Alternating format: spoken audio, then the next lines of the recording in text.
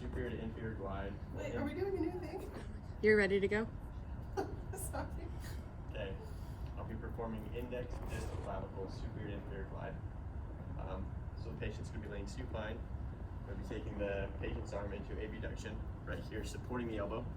And then with my index finger, with the lateral part of my index finger, be contacting right up here on the patient's clavicle, distal part of the clavicle.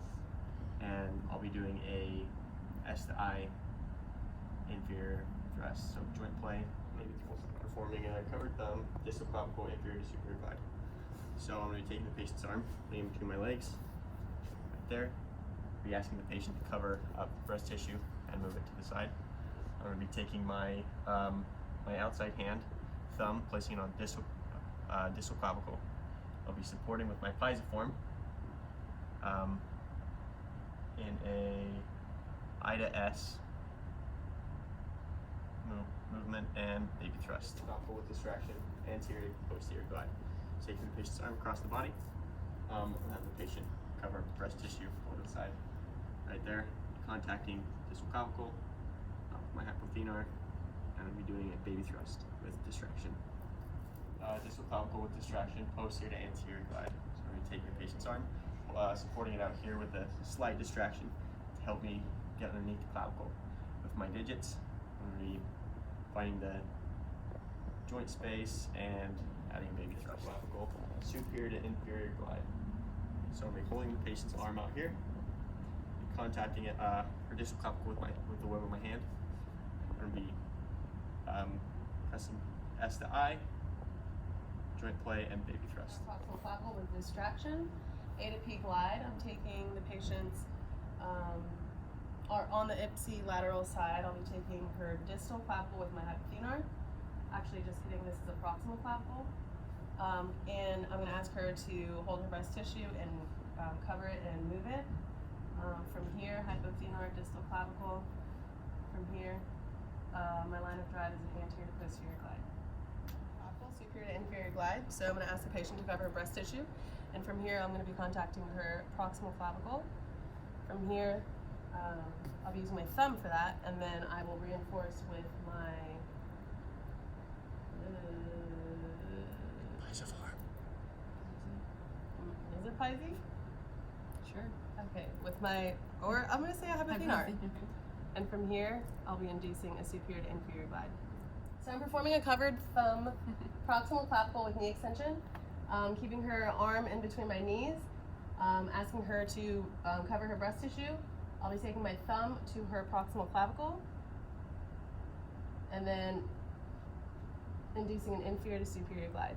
I'm performing a digital proximal clavicle with distraction, posterior to anterior glide. So it's a lateral side, asking the patient to cover breast tissue, contacting the proximal clavicle, and the patient will be moving her head on to the opposite side. From here, taking my digits, finding that joint space in the proximal clavicle, distracting, posterior to anterior. I'll be performing a thenar distal clavicle, thenar manubrium, long axis distraction. So on the same side, the patient is going to abduct her arm 90 degrees, and she'll be covering her breast tissue on the same side. She has a rolled towel under her sternum, essentially, behind her back. I'll be taking my hypothenar on the distal clavicle, and then my thenar on the manubrium, and from here, inducing a long axis distraction and a baby thrust. I'll be performing a reinforced thenar proximal clavicle inferior to superior glide. So reinforced thenar on her left side, finding her proximal clavicle. From here, I'll be reinforcing inferior to superior and baby thrust. Oh yeah, I'm ready. Okay. I'm performing a distal proximal clavicle thenar manubrium long axis distraction. So on the side that's affected, her arm is abducted 90 degrees. I'll be coming around to her proximal clavicle, and with my thenar, that's not right, damn it. I'll be performing a digital proximal clavicle thenar manubrium long axis distraction. So digital on the proximal clavicle, and then thenar manubrium, and from here inducing a long axis of stretch. Okay. I'm going to be performing a bilateral thumb thenar, lateral scapula, lateral to medial glide. So having the patient in side posture, finding that scapula, going to the lateral surface with my thumb and thenar, and then inducing a lateral to medial glide, and then baby thrust. I'm going to be performing cross bilateral mid hypothenar knife edge medial scapula, medial to lateral glide. I'm going to have the patient in side posture, putting their arm into flexion while they're there.